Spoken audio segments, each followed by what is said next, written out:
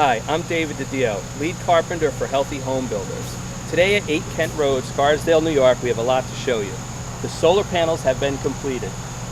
At the south side of the house, painting continues, as does the installation with the electrical meter and service cable. The bluestone installation has been started on the patio. The trench is dug for the electrical and gas lines. It's already been inspected, so we could fill in the trench with 6 inches of sand and run the gas line out to the barbecue grill and the generator pad. Work has begun on the driveway. The Belgian block is being laid in a herringbone pattern, and the edging marks the future driveway. This week at 8 Kent, we're going to finalize our installation.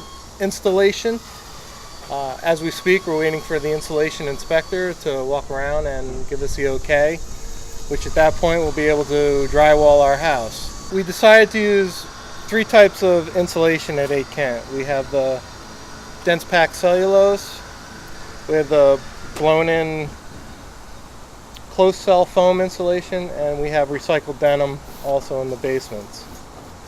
And the reasons for the 3 different kinds are because of our insulation values. The closed cell foam is a R45, and the R rating on insulation is basically how much air can stop moving through the walls.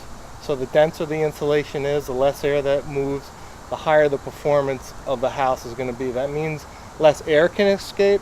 That means your heating staying inside and your cooling staying inside the house exactly where you want it. You don't want it going through little holes, up through outlets, in through the plywood of your exterior of the house. You want everything inside, and that's what we focused on here at 8 Kent.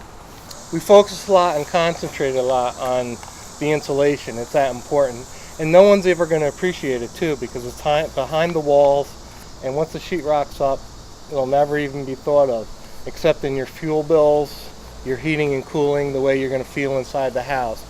So even though it's behind the sheetrock, it's very, very important.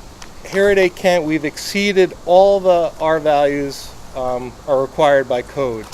So for example, the ceilings, which are typical in a typical construction, is R38. Here at 8 Kent with the closed cell foam, we got R45 in the ceiling. Another example are the walls, which are typical R19 for a 2x6 wall. We have R26 with the dense packed cellulose, and also that's where the zip wall foam comes in hand too. That's an extra R5 that we gained on the exteriors of the wall. So instead of R19, we have R26.